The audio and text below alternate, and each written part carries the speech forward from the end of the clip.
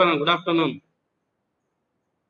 Okay, ఈరోజు మనం చర్చించబోయే టాపిక్ ఏంటంటే ప్రచ్ఛన్న యుద్ధ ఫలితాలు. ప్రచ్ఛన్న యుద్ధం గురించి మనం ఆల్రెడీ డిస్కస్ చేశాము. ప్రచ్ఛన్న యుద్ధము ఏ విధంగా ఎన్ని దశల్లో జరిగిందో మనము చర్చించాము. ప్రచ్ఛన్న యుద్ధ దశలు 7 దశల్లో ఏ విధమైన మార్పులు అంతర్జాతీయ స్థాయిలో వచ్చాయి, అంతర్జాతీయ సంస్థలు ఏ విధంగా ఏర్పాటు చేయబడ్డాయి అనే అంశాలన్నింటిలో ఒక్కొక్క దశలో ఒక్కొక్క విధానము ఎట్లా జరిగిందని మనం డిస్కస్ చేసాం. ఈరోజు మనం చర్చించబోయే అంశము ప్రచ్ఛన్న యుద్ధం తర్వాత ఫలితాలు. ప్రచ్ఛన్న యుద్ధ ప్రభావాలు అనొచ్చు, లేక ప్రచ్ఛన్న యుద్ధ ఫలితాలు అని అనవచ్చు. ఏమిటి అనేది ఒకసారి మనం గమనించినట్లయితే చూద్దాం. ప్రచ్ఛన్న యుద్ధ ఫలితాలు ఏమేమి వచ్చాయి అనేది చూద్దాం. చెప్పండి, ప్రచ్ఛన్న యుద్ధ ఫలితాలు మీకు తెలిసినంత వరకు ఏంటి, ఏం జరిగాయి? మీకు తెలిసినంత వరకు ప్రచ్ఛన్న యుద్ధ ఫలితాలు ఏమేమి జరిగాయి, ఎలాంటి ఫలితాలు వచ్చాయి? Let me know from you guys. మీకు మెటీరియల్ షేర్ చేస్తూ డిస్కస్ చేస్తాను. Coming right. Cold War had far-reaching implications in the international affairs. At first, it gave rise to fear psychosis, which resulted in a mad race for manufacture of more sophisticated armaments. Various alliances like NATO, SEATO, Warsaw Pact, CENTO, and JUICE, etc. were formed only to increase the world tension. మొదటి ఫలితం ఏం జరిగిందంటే, అంతర్జాతీయ సంబంధాలు అనేక రకాలైన మార్పులు వచ్చాయి. ఫస్ట్ ఫలితం ఏం జరిగిందంటే, ఒక సైకోసిస్ which resulted in mad race for manufacturing more sophisticated ornaments. ప్రపంచంలో అధునాతనమైన ఆయుధాలను ఉత్పత్తి చేయడానికి ప్రచ్ఛన్న యుద్ధం తోడ్పడింది. అన్ని దేశాలు ఆయుధాల ఉత్పత్తికి పోరాటం చేస్తున్నాయి. అన్ని దేశాలు ఆయుధాలు తయారు చేయడంలో పోటీ పడుతున్నాయి. It is a mad race, పిచ్చి పోటీ, అంధత్వంతో కూడిన పోటీ. అన్ని దేశాలు ఆయుధాలు ఉత్పత్తి చేయాలి, ఉత్పత్తి చేసిన ఆయుధాలను అమ్ముకోవాలి, అమ్ముకున్న ఆయుధాలను ఉపయోగించాలనే భయభ్రాంతులకు గురి చేసే పరిస్థితులు ఏర్పాటు చేయబడ్డాయి ప్రచ్ఛన్న యుద్ధం వల్ల. సో ఇది ఒకటి. రెండవది ఏంటి, various alliances were formed. What are the various alliances? Alliances అంటే కూటములు. ఏ కూటాలు ఫార్మ్ అయ్యాయి అనేది మనం చూస్తే ఆల్రెడీ మనం డిస్కస్ చేసాం. ఏ దశలో 7 దశల గురించి మనం డిస్కస్ చేశాము. ఆ 7 దశల్లో నాటో ఎప్పుడు వచ్చింది అనేది మొదటి దశలో వచ్చిందని చెప్పాము. నాటో ఒప్పందం 1949లో నాటో ఒప్పందం జరిగింది. 46 నుంచి 49 వరకు ఒక దశ. నాటో ఒప్పందం, సీటో ఒప్పందం, South East Asia treaty organisation. South East Asia treaty organisation. South East ఏషియాని ఏమంటాము? ఈశాన్య దేశాలు. ఈశాన్య ఆసియా దేశాల ఒప్పందం జరిగాయి. వార్సా ఒప్పందం జరిగింది. పోలాండ్ రాజధాని వార్సా. అక్కడ కమ్యూనిస్టు దేశాలు అన్నీ కలిసి ఒక ఒప్పందం చేసుకున్నాయి 1954లో. 1954లో అది ఒప్పందం జరిగింది.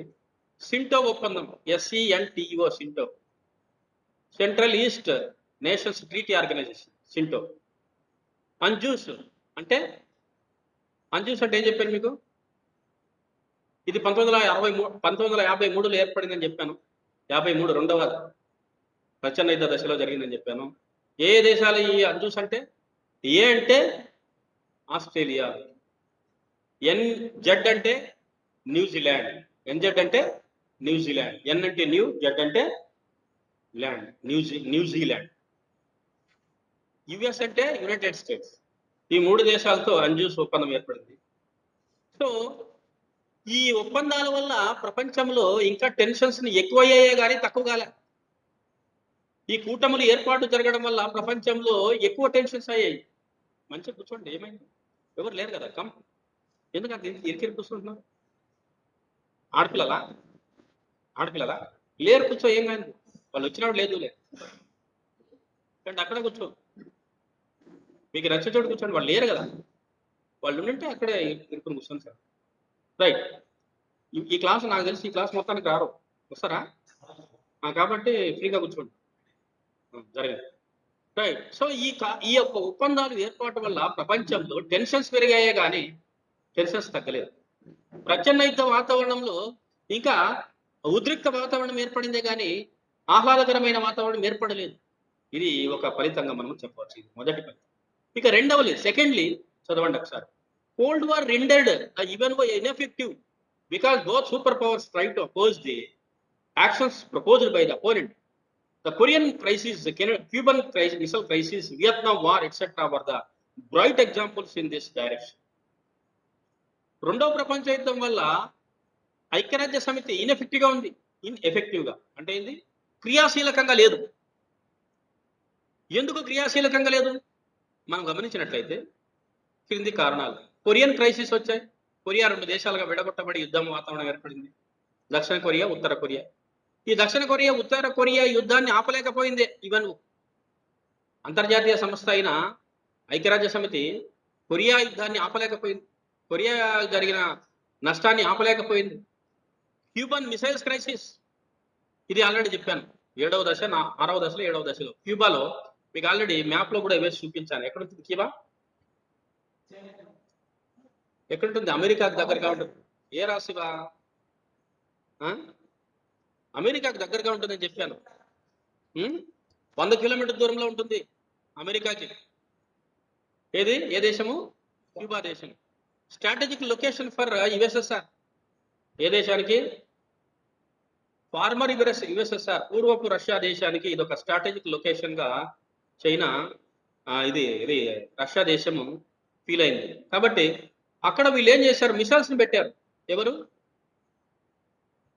ఎవరు మిసైల్స్ ని పెట్టారు అక్కడ? రష్యా వాళ్ళు క్యూబాలో మిసైల్స్ ని పెట్టారు. మిసైల్స్ అంటే క్షిపణులు, యుద్ధ క్షిపణులు. యుద్ధ క్షిపణులు అక్కడ పెట్టడం వల్ల ఏమైందంటే టెన్షన్స్ ఇంకా ఎక్కువ ఇవ్వడం జరిగింది. ఎవరెవరికి? ఈ సూపర్ పవర్ కంట్రీస్ 2 దేశాలు. ఏ 2 దేశాలు సూపర్ పవర్? ఇక్కడ చూడు క్యూబా, బెహమాస్, క్యూబా ఇక్కడ ఉంది. గుర్తుందా? నేను క్రషర్ పెట్టాను. క్యూబా మ్యాప్ లో కనిపిస్తుంది. This is Cuba. సో క్యూబాలో వీళ్ళు రష్యా వాళ్ళు క్షిపణులను ఏర్పాటు చేయడం జరిగింది. వాళ్ళిద్దరి మధ్య ఘర్షణ వాతావరణం. ఎందుకంటే Cuba is communist country. Fidel Castro తెలుసా? Communist country. యునైటెడ్ స్టేట్స్ ఏమో క్యాపిటలిస్ట్ కంట్రీ. పక్కన దేశము శత్రు దేశంతో సైన్యాలు మరి క్షిపణులు పెట్టడం అనేది అమెరికా కొంచెం ఆటంకంగా లేదు, కంటగింపుగా లేదు. సో వాళ్ళిద్దరి మధ్య ఇంకా టెన్షన్స్ ఎక్కువ అయ్యాయి క్యూబన్ క్రైసిస్ వల్ల, క్యూబన్ మిసైల్ క్రైసిస్ వల్ల అని మనము చెప్పవచ్చు. ఇక నెక్స్ట్ వియత్నాం వార్. అమెరికా యుద్ధం చేసింది వియత్నాంతో. వియత్నాంలో సోషలిస్ట్ కంట్రీ వియత్నాం, దాన్ని కమ్యూనిస్ట్ కంట్రీ. చైనా ఆధ్వర్యంలో కమ్యూనిజాన్ని ఏర్పాటు చేసుకుంది. రష్యా దానికి మద్దతు పలికింది. అట్లాంటి రష్యా చైనా సహాయంతో యుద్ధం చేసింది వియత్నాం. వియత్నాం చాలా చిన్న దేశం, అమెరికా చాలా పెద్ద దేశం. అధునాతనమైన ఆయుధాలు కలిగిన అమెరికా దేశాన్ని వియత్నాం ఓడించింది. ఎట్లా ఓడించింది? 1966లో. ఏ విధంగా ఓడించింది? గెరిల్లా యుద్ధం చేశారు వాళ్ళు. గెరిల్లా యుద్ధం అంటే ఏంటి? గెరిల్లా యుద్ధం అంటే ఏంటి? Guerrilla war. దాక్కుని యుద్ధం చేయడం, అడవుల్లో దాక్కుని యుద్ధం చేయడం, గుహల్లో దాక్కుని యుద్ధం చేయడం, కొండల్లో దాక్కుని యుద్ధం చేయడం. That is called guerrilla war. Guerrilla war. మన భారతదేశంలో కూడా శివాజీ అదే యుద్ధం చేశాడు. గెరిల్లా వారే చేశాడు. గెరిల్లా యుద్ధమే చేశాడు. ఎవరితో? మొఘలులతో, బ్రిటిషర్స్. మొఘలులకు వ్యతిరేకంగా, బ్రిటిషర్స్ వ్యతిరేకంగా శివాజీ యుద్ధం చేసింది గెరిల్లా వారే. సో ఇక్కడ వీళ్ళ గెరిల్లా యుద్ధం చేసి అమెరికాను ఓడించారు. ఇవన్నీ కూడా 2వ ప్రపంచ యుద్ధంలో జరిగిన మార్పులు అని చెప్పవచ్చు. ఇక 3వ ఫలితం ఏమిటంటే, due to the cold war A third war was created. A large number of nations of Africa, Asia, Latin America decided to keep away from military alliances of two superpowers. They like to remain neutral. So non-alignment movement became the direct outcome of Cold War. ప్రచన్న యుద్ధ ఫలితంగా అలీన విధానం అనేది ఒకటి బలపడింది. భారతదేశం ముఖ్యంగా నెహ్రూ ఆధ్వర్యంలో అలీన విధానం, general Tito, ఆయన ఈ ఇండోనేషియా అధ్యక్షుడు జనరల్ టిటో, ఆయన అలీన విధానం అనేది బలపడింది. ఈ ముఖ్యంగా 3వ ప్రపంచ దేశాలు అనేవి ఏర్పాటు చేయబడింది. 3వ ప్రపంచ దేశాలంటే మనం మీకు వివరించాను. మొదటి ప్రపంచ దేశాలు, 2వ ప్రపంచ దేశాలు, మూడవ ప్రపంచ దేశాలు. మొదటి ప్రపంచ దేశాలంటే క్యాపిటలిస్ట్ కంట్రీస్, రెండవ ప్రపంచ దేశాలంటే కమ్యూనిస్ట్ కంట్రీస్, మూడవ ప్రపంచ దేశాలంటే అతిపెద్ద దేశాలు, అప్పుడప్పుడే స్వతంత్రం పొందిన దేశాలు. మూడవ ప్రపంచ దేశాలన్నీ ఈ ప్రచ్ఛన్న యుద్ధంలో మేము పాల్గొనము, మీరు చేసుకున్న సైనిక ఒప్పందాల్లో మేము సభ్యులుగా చేరము. యుఎస్ఎస్ఆర్ వార్సా ప్యాక్ట్ ఒప్పందం చేసుకుంది, సైనిక ఒప్పందం. యుఎస్ఏ యూరోపియన్ కంట్రీస్తో, వెస్టర్న్ యూరోపియన్ కంట్రీస్తో కలిపి నాటో ఒప్పందం చేసుకుంది, ఇది సైనిక ఒప్పందం. మేము సైనిక ఒప్పందాల్లో భాగస్వామ్యం తీసుకోము, మేము న్యూట్రల్ గా ఉంటాము. న్యూట్రల్ అంటే ఏంటి? న్యూట్రల్ అంటే శివ స్వచ్ఛందంగా చెప్పు మీనింగ్. న్యూట్రల్ అంటే తటస్థంగా ఉంటాము. తటస్థత అంటే మేము సూపర్ పవర్ అయిన అమెరికా వైపు ఉండము, సూపర్ పవర్ అయిన యుఎస్ఎస్ఆర్ వైపు ఉండము, మధ్య మార్గాన్ని ఎంచుకుంటాం మేము, మిడిల్ పాత్ ఎంచుకుంటాం మేము. అర్థమైంది లేదా? ఎందుకంటే ఎందుకు మేము మిడిల్ పాత్ ఎంచుకుంటాము? కారణం ఏంటి? మిడిల్ పాత్ ఎంచుకోవడానికి కారణం ఏంటి? ఎందుకు కారణం అంటే మేము ఇప్పుడిప్పుడే అభివృద్ధి చెందుతున్న దేశాలు కాబట్టి.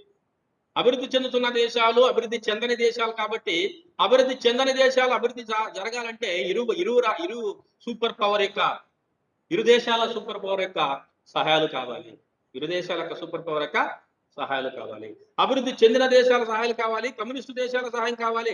అప్పుడే మేము అభివృద్ధి చెందడానికి ఆస్కారం ఉంటుంది. ఇప్పుడే కొత్తగా స్వతంత్రం పొందిన దేశాలు కాబట్టి, ఇప్పుడే స్వతంత్రం పొందిన దేశాలు ఆర్థిక అభివృద్ధి సాధించలేదు కాబట్టి, ఇవి జనన ఏమంటారు దాన్ని, శిశువు దశలో ఉన్నాయి కాబట్టి, చైల్డ్ దశలో ఉన్నాయి కాబట్టి, మేము ఈ మిలిటరీ కూటాల్లో చేరడం వల్ల ఎదుటి వ్యక్తికి శత్రువుగా మారిపోతాం కాబట్టి మేము ఎవరితోన శత్రుత్వం పెట్టదలుచుకోలేదనే ఉద్దేశము ఈ మూడవ ప్రపంచ దేశాల్లో. అందుకోసమే అలీన విధానం అనేది బలపడింది. అలీన విధానము మనము ఇంటర్నేషనల్ అఫేర్స్ లో మళ్ళీ భారతదేశ విదేశాంగ విధానం మనం చదివినప్పుడు అలీన విధానం గురించి కూడా మనము డిస్కస్ చేస్తాం. అప్పుడు అలీన విధానము, పంచశీల ఇవన్నీ గురించి మనం చర్చిస్తాం భారతదేశ విదేశాంగ విధానంలో, అక్కడ డీటెయిల్ గా. కాబట్టి అలీన విధానము దాన్ని ఇంగ్లీష్లో ఏమంటాము? Non aligned movement.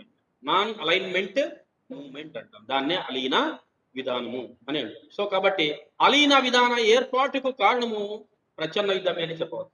ప్రచ్ఛన్న యుద్ధ కారణంగానే ప్రపంచంలో అలీన విధానం అనేది ఏర్పడింది. ఇప్పుడు దాదాపుగా 130 దేశాలు, పైచిలుక దేశాలు అలీన విధానంలో సభ్యులుగా ఉన్నాయి. ఐక్యరాజ్య సమితి తర్వాత అత్యంత సభ్యత్వం కలిగిన అంతర్జాతీయ సంస్థ ఏదైనా ఉందంటే అది అలీన విధానం. అలీన విధానం, నామ్ అంటారు ఇంగ్లీష్ వర్డ్స్. ఏమంటారు దాన్ని? నామ్, NAM. నామ్ అంటే ఎన్ అంటే ఇక్కడ చూడే సార్ ఏమన్నాడు? ఎన్ అంటే నాన్, ఎన్ అంటే నాన్, ఏ అంటే అలైన్మెంట్స్, ఎం అంటే moment. So non alignment moment, దాన్నే అలీన విధానము, అలీన ఉద్యమము, అలీన ఉద్యమము అని అంటారు. దీన్నే తటస్థ ఉద్యమం అంటారు. మేము న్యూట్రల్ గా ఉంటాము, న్యూట్రల్ ప్యాత్ తీసుకున్నాము కాబట్టి ప్రపంచంతో మేము ఇరు దేశాల సైనిక శిబిరాల్లో మేము చేరము. ఇద్దరు సహాయాలు, మాకు ఆర్థిక సహాయం కావాలనే ఒక భావన మూడవ ప్రపంచ దేశాల్లో వచ్చింది. దానికి కారణం ప్రచ్ఛన్న యుద్ధం అని చెప్పవచ్చు. So this is the third effect are implications of cold war. Third implication of the cold war అని చెప్పొచ్చు. ఇక ఫోర్త్లీ, నాలుగవది, cold war was designed against mankind. The unnecessary expenditure in the armament production created a barrier against the progress of world and adversely affected the country, prevented improvement in the living standards of the people. చదవండి ఒకసారి. ప్రపంచంలో cold war ఏం తయారు చేసిందంటే, ఇది మానవ జాతికి వ్యతిరేకమైనది. Cold war, mankind అంటే మానవ జాతి, మ్యాన్కైండ్ అంటే మానవ జాతి, మానవ జాతికి వ్యతిరేకమైనది కోల్డ్ వార్ ఉంది. దీని కారణంగా ఏమైంది? Unnecessary expenditure put more on production of weapons, armaments, ఆయుధాల ఉత్పత్తికి అనవసరమైనవి ఏం చేయడం ప్రారంభించాయి అన్ని దేశాలు. ఆయుధాల ఉత్పత్తి జరగడం వల్ల నష్టమా లాభమా చెప్పండి? ఏ విధమైన నష్టము? ఏ విధమైన నష్టం జరుగుతుంది శివ? ఆయుధాలు ఉత్పత్తికి ఉపయోగపడతాయా? ఆయుధాల పైన వ్యయం చేయడం అంటే ఉత్పాదక వ్యయమా, అనుత్పాదక వ్యయం? అనుత్పాదక వ్యయం, unproductive expenditure. Expenditure must be always productive, not unproductive. ఉత్పత్తిని పెంపొందించే విధంగా మనం ఉత్పత్తి మీద పెట్టుబడి పెట్టాలి, కానీ ఉత్పత్తిని తగ్గించే విధంగా, ఉత్పత్తికి వినుగూతం కలిగించే అంశాల మీద పెట్టుబడి మనం పెట్టకూడదు. కానీ ఇక్కడ ఏం జరిగింది? ఉత్పత్తిని తగ్గించే విధంగా పెట్టుబడులు పెట్టడం జరిగింది. ఉత్పత్తి ఎట్లా జరుగుతుంది? ఆయుధాల మీద పెట్టుబడి పెడితే. ఆయుధాల మీద పెట్టుబడితే కేవలము లబ్ధి పొందే వాళ్ళు ఆర్మ్స్ ఇండస్ట్రీ మాత్రమే, ఆయుధాల ఉత్పత్తిదారులు మాత్రమే లబ్ధి పొందుతారు. సామాన్య ప్రజలకు ఏ విధమైన ఉపయోగం లేదు. దేశ రక్షణకు పేరు మీద ఆయుధాల తయారీ కర్మాగారాలు లాభాలు పొందుతారే కానీ మిగతా వాళ్ళు ఎవరు లాభాలు పొందడానికి ఆస్కారము లేదు అని చెప్పవచ్చు. కాబట్టి ఈ ఆయుధాల ఉత్పత్తి వల్ల అనుత్పాదక వ్యయం ఎక్కువ పెరిగింది. అలా అనుత్పాదక వ్యయం వల్ల ప్రపంచంలో ప్రజలపైన ఆర్థిక భారం మోపడం జరిగింది. ఆర్థిక భారం మోపడము జరిగింది. దాని ద్వారా it can be a barrier against progress of world.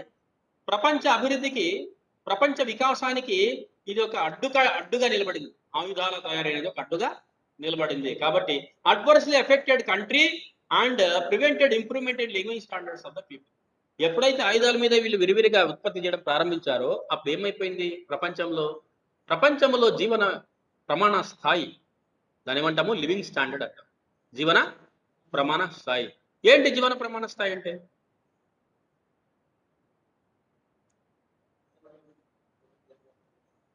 జీవన ప్రమాణం అంటే ఏమిటి? మీకు ఎకనామిక్స్ లో లివింగ్ స్టాండర్డ్ గురించి చెప్తారు సార్, చెప్పలేదా? ఏంటి జీవన ప్రమాణ స్థాయి? లివింగ్ స్టాండర్డ్ ఏంటి? దేన్ని ఏ విధంగా you can measure the living standard of human being? HD అంటారు కదా, human development index. Human development index మానవ అభివృద్ధి సూచి.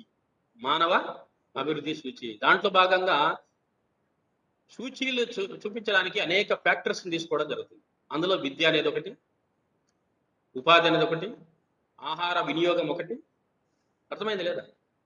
లివింగ్ స్టాండర్డ్ అంటే జీవన ప్రమాణ స్థాయి అంటే నువ్వు ఎలాంటి భోజనం తింటున్నావు, నువ్వు ఎలాంటి జీవన విధానాన్ని కొనసాగిస్తున్నావు, నువ్వు ఎలాంటి డీసెంట్ లైఫ్ని లీడ్ చేస్తున్నావు, నువ్వు ఎలాంటి వస్త్రాలను ధరిస్తున్నావు, నువ్వు ఎలాంటి వస్తువులను కొనుగోలు చేస్తున్నావు. నీ కొనుగోలు శక్తి ఎక్కువగా ఉంటే నీ జీవన ప్రమాణ స్థాయి మెరుగ్గా ఉన్నట్లు లెక్క. నీ కొనుగోలు స్థాయి తక్కువగా ఉంటే నీ జీవన ప్రమాణ స్థాయి తక్కువగా ఉన్నట్లు లెక్క. ఫర్ ఎగ్జాంపుల్, మనకు కరోనా టైంలో డాక్టర్స్ ఏం చెప్తారు? ఎలాంటి భోజనం తినాలని చెప్తారు? ప్రోటీన్ ఎక్కువగా ఉండే భోజనం తినాలని చెప్తారు. ప్రోటీన్ ఎందులో ఎక్కువగా ఉంటుంది? వెజిటేరియన్ కాకుండా నాన్ వెజ్లో ఎక్కువగా ప్రోటీన్ మన తొందరగా బాడీకి దొరుకుతుంది. నాన్ వెజ్లో కాకుండా వెజిటేరియన్లో కూడా ప్రోటీన్ దొరుకుతుంది, బట్ తక్కువగా దొరుకుతుంది కంపారిటివ్. అర్థమైందా? కూరగాయల్లో ఉంటుంది, ఆకుకూరలో ఉంటుంది ప్రోటీన్. బట్ మనకి కావలసిన ప్రోటీన్ ఏంది మనకి ఉత్పత్తి చేస్తుంది? రోగ నిరోధక శక్తిని మన శరీరంలో ఉత్పత్తి చేస్తుంది. సో రోగ నిరోధక శక్తిని ఉపయోగించాలంటే నీ జీవన విధానము, నీ జీవన ప్రమాణ స్థాయి మెరుగ్గా ఉండాలి. అంటే మెరుగ్గా ఉండాలంటే ఏం చేయాలి? నువ్వు న్యూట్రిషన్ ఫుడ్ తీసుకోవాలి, ప్రోటీన్ ఫుడ్ తీసుకోవాలి, హైజీన్ ఎన్విరాన్మెంట్ లో జీవించాలి. హైజీనిక్ ఎన్విరాన్మెంట్ అంటే ఏంది? పరిశుభ్రమైన ప్రాంతంలో జీవించాలి, పరిశుభ్రత కలిగి ఉండాలి. పరిశుభ్రత ఇవన్నీ ఉన్నప్పుడే నీ జీవన ప్రమాణ స్థాయి మెరుగ్గా ఉన్నట్టు లెక్క. పరిశుభ్రత ఉండాలంటే ఏం కావాలి? మనీ కావాలి, ద్రవ్యం కావాలి. ద్రవ్యం ఉన్నప్పుడే కదా అన్ని రకాల వసతులు నీ దగ్గరకు వస్తాయి. కాబట్టి ఎప్పుడైతే ఈ ద్రవ్యం అనేది వ్యయము ఆయుధాల మీద పెట్టడం ప్రారంభించాయి దేశాలు, సామాన్యులకు కల్పించవలసిన అవసరాలను తీర్చడంలో విఫలమైంది రాజ్యం. అర్థమైందా? సామాన్యులకు కల్పించాల్సిన అవసరాలు ఏమిటి? విద్య, వైద్యము, ఆహారము, బట్టలు, మంచి నివాసము, అంతేనే కదా, డీసెంట్ హోమ్ కల్పించాలి కదా. మరి ప్రపంచంలో యుద్ధం కోసము ప్రచన్న యుద్ధ కాలంలో అన్ని దేశాలు ఆయుధాల ఉత్పత్తికి ఎక్కువ డబ్బులు కేటాయించడం వల్ల జీవన ప్రమాణ స్థాయి దిగజారింది. ప్రపంచంలో జీవన ప్రమాణ స్థాయి దిగజారడంతో పేదరికం వస్తుంది. పేదరికము కారణంగా అనారోగ్యం వస్తుంది. అనారోగ్య కారణంగా ఉత్పత్తి జరగదు. ఉత్పత్తి జరగకపోకుండా సమాజం అభివృద్ధి ఆగిపోతుంది. ఇవన్నీ మనకు ఇంప్లికేషన్స్ ఆఫ్ కోల్డ్ వార్. ఇవన్నీ కూడా implications of cold war. So ఇవన్నీ కూడా మనము ప్రచన్న యుద్ధ ఫలితాలుగానే భావించాల్సిన అవసరం ఉందని చెప్పవచ్చు. సో ఇది 4వ కారణంగా మనము చెప్పవచ్చు. ఇక నెక్స్ట్ 5వ కారణం ఏంటో చూద్దాం. రైట్, 5వ కారణం. నెక్స్ట్ 5th రీజన్ ఈజ్, ఇంకా దాంట్లోనే ఉంది, ఇంకా ఏంటేమన్నాము? Mankind sin. 6th రీజన్ ఏంటి? 5వ కారణం ఏంటంటే principle whole world as a family was shorted On the rock of frustration due to the Cold War, it divided the world into two groups, which was not a healthy sign for mankind. మొత్తం ప్రపంచము ఒక కుటుంబం అనే భావన పోయింది, రెండు వర్గాలుగా చీలిపోయింది. Capitalist వర్గము, కమ్యూనిస్ట్ వర్గము, వీళ్ళ మధ్య శత్రుభావన పెంపొందించడం జరిగింది. శత్రుభావం ఎప్పుడైతే పెంపొందించడం జరిగిందో అది మానవ జాతికి మంచిది కాదు. It is not good sign for humankind. ఆ విధంగా ప్రపంచము రెండు వర్గాలుగా చీలిపోయింది, రెండు కూటములుగా చీలిపోయింది. ప్రపంచమంతా ఒకే కుటుంబం అనే భావన దూరమైందని చెప్పవచ్చు. ఇది కూడా మనకు రెండో ప్రచ్ఛన్న యుద్ధం వల్ల కలిగిన ఫలితంగా మనము చెప్పవచ్చు. ఇక 6వ ఫలితం ఏమిటంటే, the cold war created an atmosphere of disbelief among the countries. They questioned among themselves how unsafe were they under Russia and America. America మరియు రష్యా ఆధ్వర్యంలో వాళ్ళు ఎంత అభద్రతా భావంతో ఉన్నారని వాళ్ళు ప్రశ్నించుకోవడం ప్రారంభించారు ప్రపంచ దేశాలు ప్రపంచంలో. ఎందుకు? ఒకవైపు వీళ్ళు ఎప్పుడు కొట్టుకుంటారో, ఎప్పుడు మిత్రత్వంగా ఉంటారో, ఎప్పుడు శత్రువులుగా యుద్ధం చేస్తారో, ఎప్పుడు మిత్రులుగా శాంతియుతంగా ఉంటారో తెలియని పరిస్థితి. అప్పుడు మిగతా ప్రపంచ దేశాలు ఎలాంటి భావంలో ఉన్నాయి? అభద్రతా భావంలో ఉన్నాయి. అభద్రత ఉంటే అభివృద్ధి జరుగుతుందా? మీకు ఒక విషయం చెప్తా. ఇక్కడ మనం ఈరోజు హ్యాపీగా ఇక్కడ చెప్తున్నాం. మనకు ఎవడన్నా వచ్చి మన మీద బాంబులు దాడి చేస్తారనే భయం మనలో ఉంటే మనం చేసే పని మీద కాన్సన్ట్రేషన్ చేయగలమా? ఎవరన్నా కత్తి తీసుకొని వచ్చి మన మీద దాడి చేస్తారనే భయం మనలో ఉంటే, అభద్రతా భావం మనలో ఉంటే మనము చేసే పని మీద దృష్టి కేంద్రీకరించగలమా? చేయలేము. కాబట్టి ప్రపంచం కూడా ప్రచ్ఛన్న యుద్ధ కాలంలో అట్లనే ఉంది. ఏ దేశం మీద దండెత్తుతుందో తెలియదు. ఒక దేశాన్ని ఇంకొక దేశాన్ని అనుమానించే పరిస్థితులు ఉన్నాయి. Nobody trusted nobody. ఎవరు ఎవరిని నమ్మలేని పరిస్థితులు ఉన్నాయి. ఎవరిని నమ్మకం లేని పరిస్థితుల్లో ప్రపంచ దేశాలు ఉన్నాయి. కాబట్టి ఇదంతా కూడా అమెరికా మరియు రష్యా యొక్క ఆధ్వర్యంలో ప్రపంచం అనేది భయంభ్రాంతులకు గురయ్యి అభద్రతా భావంతో జీవించాల్సిన పరిస్థితులు ఏర్పాటు కారణమయ్యాయి ప్రచ్ఛన్న యుద్ధము. So this is also 6th implications are result of Cold War అని చెప్పవచ్చు. ఇక next, finally the last one is the Cold War disturbed the world peace. The alliances and counter alliances created a disturbing atmosphere. It was a curse for the world. Though America and Russia, being superpowers, came forward to solve international crises, yet they could not be able to establish the perpetual peace in the world. చివరిగా ఏంటంటే, ప్రపంచంలో ఈ రెండు దేశాలు దేనికి కారణమయ్యాయంటే అశాంతికి కారణమయ్యాయి. Disturbance అంటే దాన్ని ఏమంటాం తెలుగులో? సమస్యకు కారణమయ్యాయి. సమస్యను పరిష్కరించాల్సింది పోయి సమస్యకు కారణమయ్యాయి ఈ సూపర్ పవర్స్. ఈ రెండు సూపర్ పవర్స్ అంటే అతి శక్తివంతమైన దేశాలని అర్థం. సూపర్ పవర్ అంటే పవర్, సూపర్ పవర్. పవర్ఫుల్ అంటే ఏంటి? శక్తివంతమైనది. సూపర్ పవర్ అంటే ఏంటి? అతి శక్తివంతమైనది. ఓకే, ఈ రెండు దేశాలు అతి శక్తివంతంగా ఉండడం వల్ల ప్రపంచంలో శాశ్వతమైన శాంతిని సాధించలేకపోయాయి. పెర్పెచువల్ అంటే ఇది చూడు ఇక్కడ, PERPETUAL. పెర్పెచువల్ అంటే శాశ్వతమైనది అని. శాశ్వతమైన శాంతిని సాధించడంలో విఫలమయ్యాయి ఈ రెండు దేశాలు. పెద్దన్న పాత్ర పోషిస్తూ కూడా ప్రపంచంలో పెద్దన్న పాత్ర పోషిస్తున్నాయి రెండు దేశాలు. కమ్యూనిస్టు దేశాలకు నాయకుడిగా USSR, క్యాపిటలిస్ట్ దేశాలకి నాయకుడిగా అమెరికా. ఈ రెండు దేశాలు సూపర్ పవర్ గా ఉండి పెద్దన్న పాత్ర పోషిస్తూ ప్రపంచంలో శాశ్వత శాంతికి కల్పించడంలో విఫలమయ్యాయి అని చెప్పవచ్చు. So this is all about implications of cold war. ఇవంతా కూడా ప్రచ్ఛన్న యుద్ధము ఫలితాలుగా మనము చెప్పుకోవచ్చు. సో ఈ టాపిక్లో ఏమైనా మీకు డౌట్ ఉన్నట్లయితే అడగండి, నేను మళ్ళీ ఎక్స్ప్లెయిన్ చేస్తాను. If you have any doubt about this cold war subject, let me know. Otherwise will go to next chapter. మీకు ఇక్కడ ఈ చాప్టర్లో మీకు చెప్పింది ఏంటంటే, ప్రచ్ఛన్న యుద్ధం మొదటి భాగము, ప్రచ్ఛన్న యుద్ధం రెండవ ప్రచ్ఛన్న యుద్ధం, మొదటి ప్రచ్ఛన్న యుద్ధం రెండు చెప్పాను. ప్రచ్ఛన్న యుద్ధానికి గల కారణాలు చర్చించాను. ప్రచ్ఛన్న యుద్ధ సమయంలో డిటెంటే అంటే ఆయుధాల నివారణ, ఆయుధాల పరిమిత చట్టాలు ఎట్లా వచ్చాయో గురించి కూడా మనము డిస్కస్ చేసాం. ప్రచ్ఛన్న యుద్ధ ఫలితాల గురించి కూడా మనం ఈ టాపిక్ లో డిస్కస్ చేసాం. అర్థమైందా? సో ఈరోజు ప్రచ్ఛన్న యుద్ధం అనే చాప్టర్ ముగిసింది. నెక్స్ట్ కొత్త చాప్టర్ మనము నెక్స్ట్ క్లాస్లో డిస్కస్ చేద్దాం. ఈ చాప్టర్లో ఏమైనా డౌట్ ఉన్నట్టయితే మీరు మరి ఆన్లైన్లో ఉన్న పిల్లలు you can ask the questions if you have any doubt, and if you have any observations, if you have any comments, you can also share with me. I'm ready to listen to you. Open the mic and share.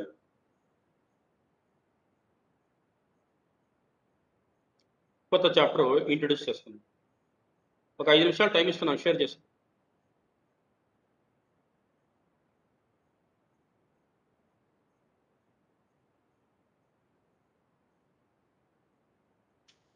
ఇక last unit మీకుంది. చివరిగా last unit ఉండేది 4 యూనిట్లు అయిపోయినాయి international రిలేషన్స్లో. 4th unit వచ్చి international organisation UN, అంతర్జాతీయ సంస్థ అయిన ఐక్యరాజ్య సమితి. ఐక్యరాజ్య సమితి మూడో ప్రపంచ దేశాల సమస్యలు. ఇవి చెప్పిందంటే మీకు ఈ యొక్క సిలబస్ అయిపోతుంది. ఈ యొక్క దీంట్లో ఇది ఒక 10 రోజులు ఉంటుంది, ఈజీగా 10-15 రోజులు ఉంటుంది. ఈ నెల మొత్తం, నెక్స్ట్ మంత్ మొత్తం ఉండొచ్చు, జూలై మొత్తం ఉండొచ్చు. జూలై ఎండ్కి అంతా మీకు ఎగ్జామ్స్ కూడా వచ్చే అవకాశాలు ఉన్నాయి. నా బాధ్యతగా నేనైతే సిలబస్ కంప్లీట్ చేసేస్తాను. ఏమి ఇక మీ బాధ్యతగా మీరు చదువు. అందులో 2 యూనిట్లు పెండింగ్. 7th పేపర్లో 2 యూనిట్లు, ఈ పేపర్లో లాస్ట్ యూనిట్ 1 యూనిట్. మొత్తం 3 యూనిట్స్ ఉన్నాయి. 3 యూనిట్స్ కూడా మేబీ నీకు జూలై 15th అంతా maybe I try to close the syllabus by July 15th, because maybe in the end of the July or last week of the July you may be having examinations. ఈ లోపల internal exam conduct చేస్తాను. Next వీక్లో ఖచ్చితంగా internal exam కూడా conduct చేస్తాను. ఇది start చేసేసి మీకు టైం ఇస్తున్నాను. ఇంటర్నల్ ఎగ్జామ్కి ఎప్పటి వరకు చదవాలా? ఈ అంతర్జాతీయ సంబంధాల్లో 4 యూనిట్లు చదవాలి. ఇప్పటి వరకు అయిన 4 యూనిట్లు ఇంటర్నల్ ఎగ్జామ్ చదవాలి. అందులో 3 యూనిట్లు చదవాలి. ఏమే 7th పేపర్లో 3 యూనిట్స్ అయిపోయినాయి కదా, 3 యూనిట్స్ చదవాలా. ఇందులో 4 యూనిట్లు చదవాలి. ఇవి చదివి రెడీగా ఉండండి. నెక్స్ట్ వీక్ ఖచ్చితంగా ఎగ్జామ్ ఉంటుంది. మళ్ళీ చెప్పలేదు సార్, టైం ఇవ్వలేదు సార్ అనడానికి వీలు లేదు. You must attempt the exam, you must right the exam. I'm going to conduct the exam next month ఖచ్చితంగా. ఎందుకంటే ఈ 1వ తారీఖు నుంచి మేబీ మీకు ఫుల్ ఫ్లెడ్జ్డ్గా ఆఫ్లైన్ క్లాసులు వచ్చే అవకాశాలు ఉన్నాయి. అది కూడా మనకు జరగబోతుంది. 1వ తారీఖు కర్ఫ్యూ ఎండ్ అవుతుంది, కర్ఫ్యూ ఉండదు మీకు. కాబట్టి ఇక్కడే ఎగ్జామ్ ఆఫ్లైనే కండక్ట్ చేద్దాం, ఆన్లైన్ ఉండదు.